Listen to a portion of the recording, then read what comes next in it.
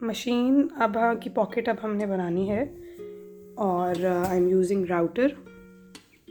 इसकी हेल्प से, जैसे कि हमने पहले भी glow and dark candle holder भी बनाया था और उसमें लाइंस बनाई थी, उसी तरह से एक स्क्वायर जो है, स्क्वायर शेप में मैं इसके अंदर कार्विंग कर रही हूँ with the help of router. बार बार जो है वो मशीन को रख के you have to keep seeing कि आपको कितनी डेप्थ चाहिए और फिर उसके अकॉर्डिंगली आपने डेप्थ को इंक्रीज़ करते जाना है। थोड़ा सा होल मेरा छोटा था तो आई am using different needle of drill machine. इससे ज़रा होल जो है वो ज़्यादा वाइड हो जाता है as compare to the other pin of drill.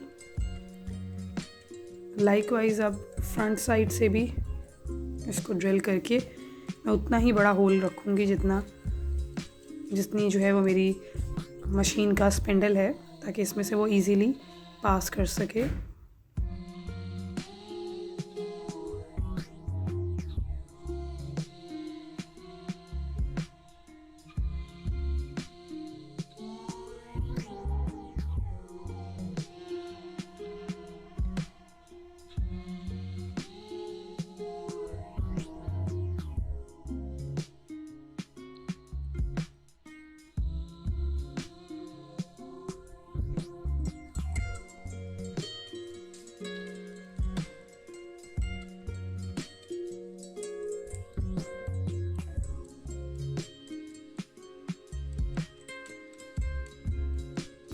Pocket में क्योंकि मशीन पूरे तरीके से फिक्स नहीं हो रही थी, तो इसलिए मैं थोड़ा सा डेप्थ को इंक्रीज़ कर रही हूँ।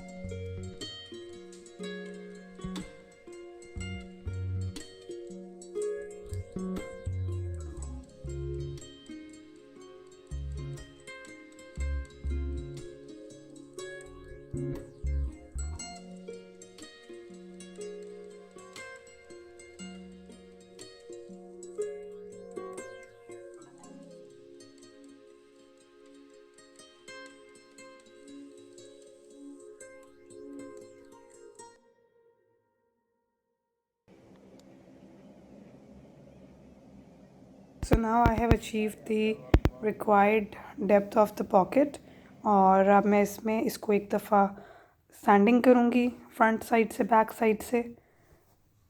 सो बिफ़ोर आई स्टार्ट 240 ग्रिड से मैं स्टार्ट करूँगी. 40 ग्रिड से भी आप स्टार्ट कर सकते हैं, बट आई बिलीव कि मुझे इतनी स्टैंडिंग नहीं रिक्वायर्ड. ऑलरेडी जो है वो इसको मैंने फिनिश जब करना है और हाई ग्लॉस में ही करना है, तो I will start with 240 grid. 240 grid से ये होगा कि बहुत मिनिमल स्क्रैचेस पड़ेंगे और I will go up to 1000 grid. आप 1200, 1500, 2000 तक भी जा सकते हैं. And in the end I will be giving it top coat.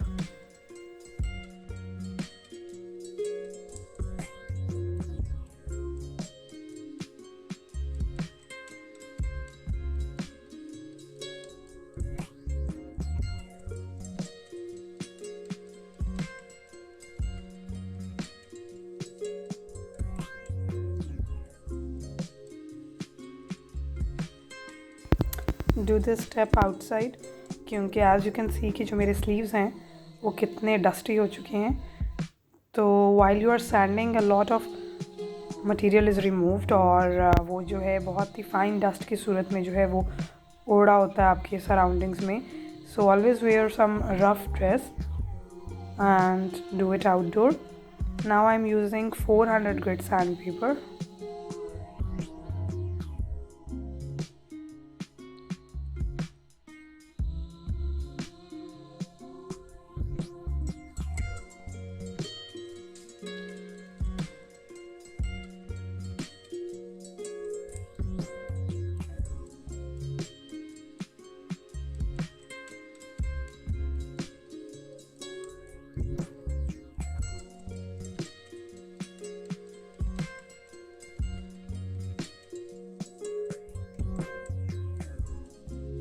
Moving to 800 grit sandpaper.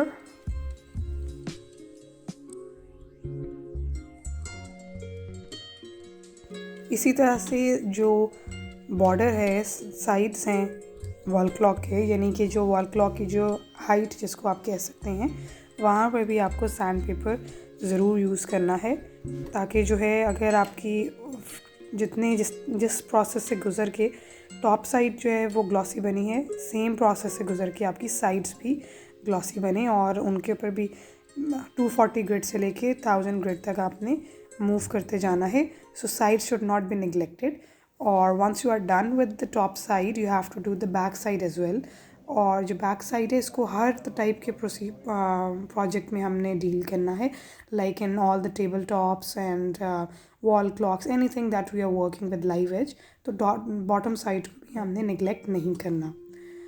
So now I am going to give it a top coat of resin, क्योंकि मैं इसको high gloss में बनाना चाह रही थी.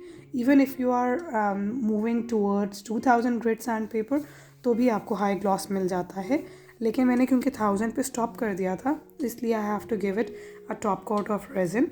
अदरवाइज़ दूसरा option ये है कि you can give it a fine finish with the help of car polish. Car polish को यूज़ करने का प्रोसीजर मैं क्योंकि आपको दिखा चुकी थी, इसलिए I am using resin for the top coat on this project. Cover the sides as well with the help of resin.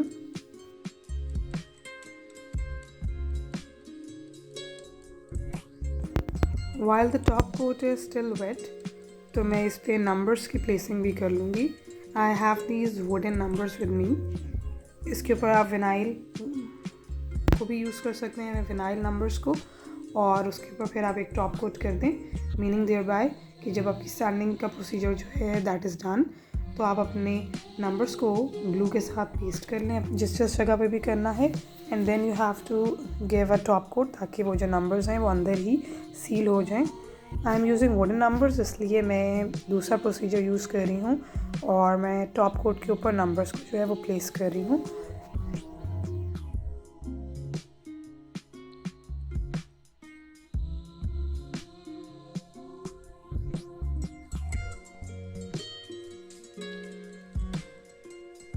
My top coat is now fully cured और अब मैं इस पर क्लॉक मैकेनिज़्म जो है उसको फिक्स करूँगी.